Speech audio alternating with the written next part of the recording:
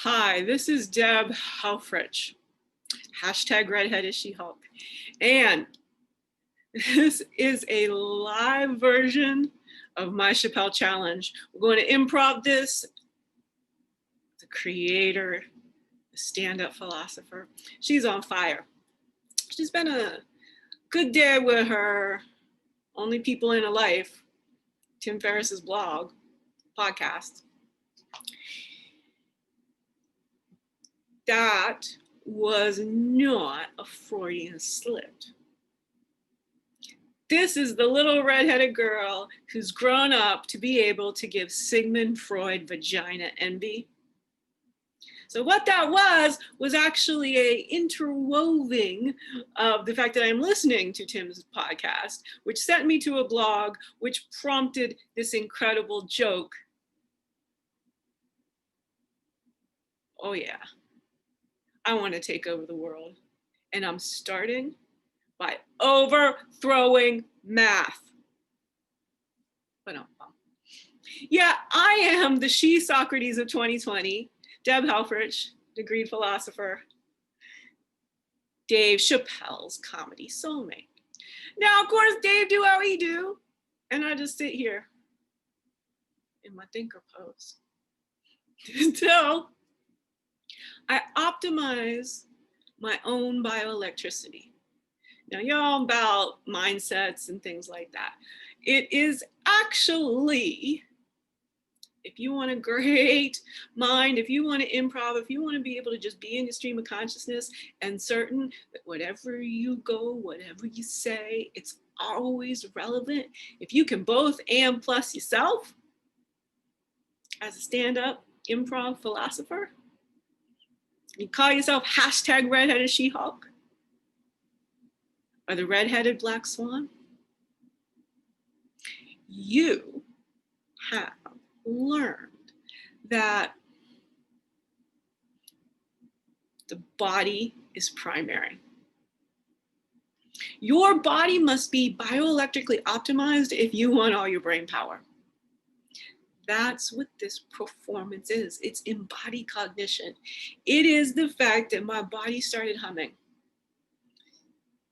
And that had to do with a couple things that I optimized. 5 states, just put cannabis on the legality side of the equation. Yes, it is the day after the election. And here's what I'm doing. I'm, doing a binge of Naval Ravikant's. Again, that was both names together. Naval Ravikant. I'm on like podcast number 3 to 4 of his with Tim. So that'd be 3. I've been back and forth just enjoying tweeting at him, like in a conversation.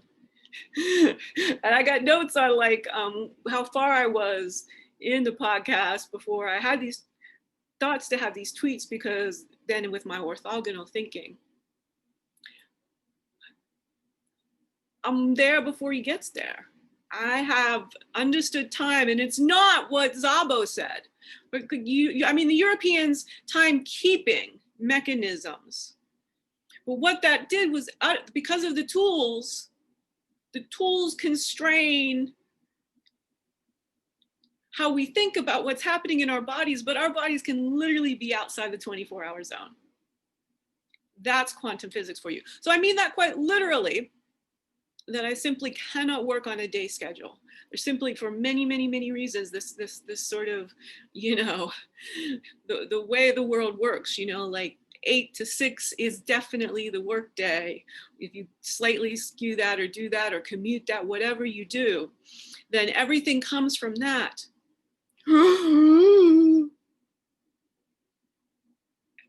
Chronic disease. Show me the study. Show me the study. And I almost just got scared out of my wits because Zoom now like goes away from the recording thing. I'm like, did I not push record? Was I so in the zone? And again, it's went away because I just want to make sure this is live by myself, talking to myself. So in the ways that this is going to go fast, there's out on the YouTubes, when I do my performances, I'm actually a lot slower than I even tend to be in conversation. I go fast. Now, fast talking is a little bit of the cannabis situation, which, you know, I'm very pro ancestral plant of goodness. Got a lot to talk about cannabis. You know, we co-evolved with cannabis. We have an endocannabinoid system. It must be immediately legal. It must be immediately researched. You know, write me some checks. I got all kinds of studies to be, like, again, I had to hack cannabis as a philosopher because we don't have any medical information. I'm 51 years old, y'all. Depends on, especially if we can keep this. And I just lost 150 pounds in those 15 months after turning 50. Using cannabis, using the electromagnetic spectrum, sound healing, and sleeping my ass off, quite literally. This is not even something I could conceive of being able to do. It's really awesome to get up after 50 and go, I can be Robin Williams. Not just in my brain, okay? I'm not functionally delusional. What I'm saying to you is that my brain used to really get going in its own way about its own topics in a really energized way that I can align with seeing Robin Williams doing sort of his stand-up, all right? You know, and in my head, I see a lot of the bits on like Letterman or Carson. I mean, I don't know that I can have no recollection of who, where, one of the two, not one of the, like the 27,000. So there's a point about that, you know, good for lots of people having their own late night shows, all right, pro-humanity. But what I'm saying is like, there's a point where we've got, certain things are either or, one or the other. Political parties is not one of them. In a strange way, again, I want to go back to the days where we only had 2 late night shows for context's sake, okay? Not for any other reason. The reason was that if you grew up, if you were my age and you're talking about late night, there was 2 guys, and the context gets set really quickly. Now that there are so many, nobody can watch all of them or even know about most of them. So setting the context is harder. This is how a degreed philosopher works, y'all. Explain, explain, and explain.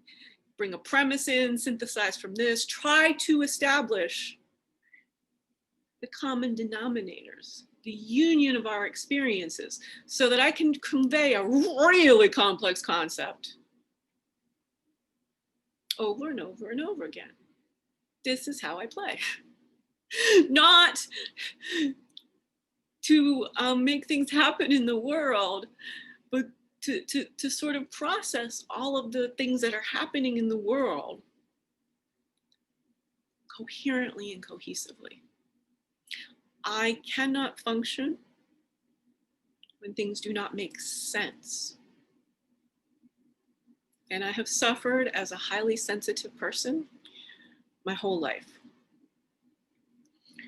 Because part of what never developed in me was the security of being touched. I was not touched in a loving, supportive way for the first 17 years of my life, in any way.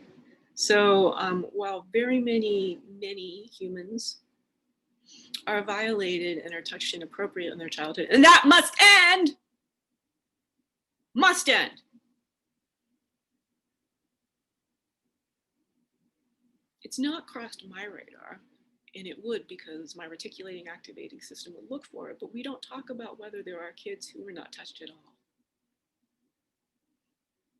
And especially in my shade of skin tone, that happened a lot.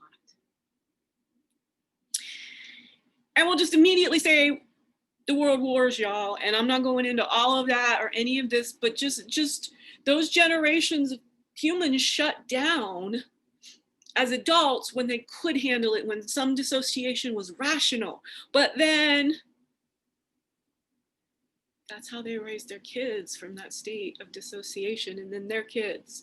And then somewhere in here, we got the internet and we all started talking, and people became more open about that. Or maybe it's just where I grew up, I don't know, but I think it was the time too. I think that there are a lot of us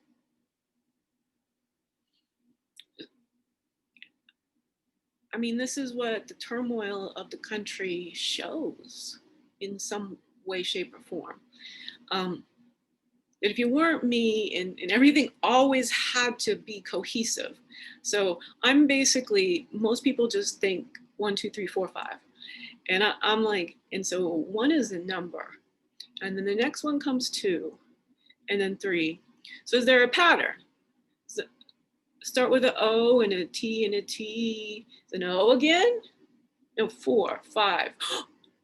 How do we get a TT and a FF? Oh, TTFF. That's what I'm going to call counting from now on. Because we're here to overthrow math. 1 + 1 = 2 is not the only answer. It's nowhere near the most important answer. I have created the most important equation right after E = mc². And Einstein been patting me on the back the whole time. We got a lot to do. I can actually re-explain E = mc². To talk about human health, to talk about what I'm demonstrating for you in this performance.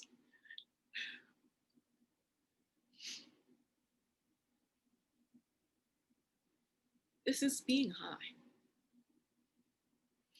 I've dialed down my cannabis quite a lot lately because I'm scared to death. And I'm going through the ill health effects of our financial system, up to the point of being so scared that I have to commit financial suicide. Because nobody will pay me. Nobody will see me.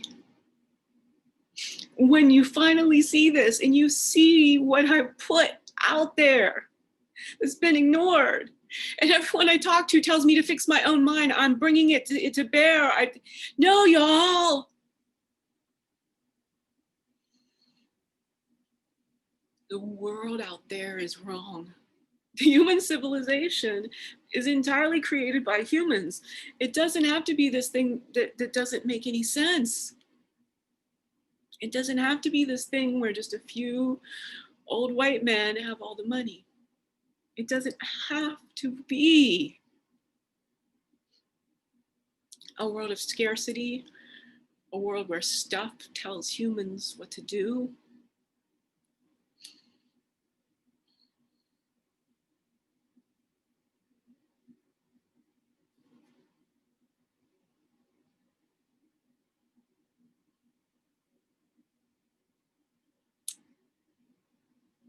I'm 2020 she's Socrates. I'm the one who's going to work to bring wisdom to bear across all of these debates and arguments and illogicalnesses, and show me the monies.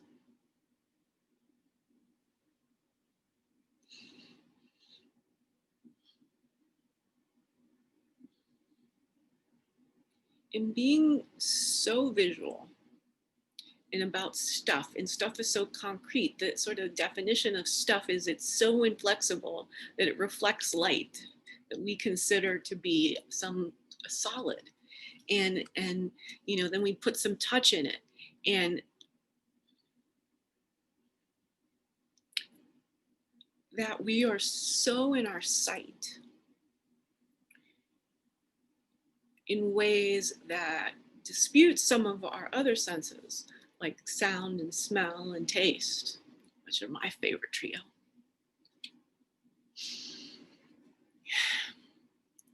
Changing our relationship to embodied cognition, understanding that our body and our subconscious mind are a huge processor. We all know that stat. We all know the subconscious is just a fabulously well-oiled machine. But even the leading people of subconsciousnesses, experts like Bruce Lipton, consider it a black box. We're stuck in that model, so give vagina envy to Bruce Lipton right after Sigmund Freud.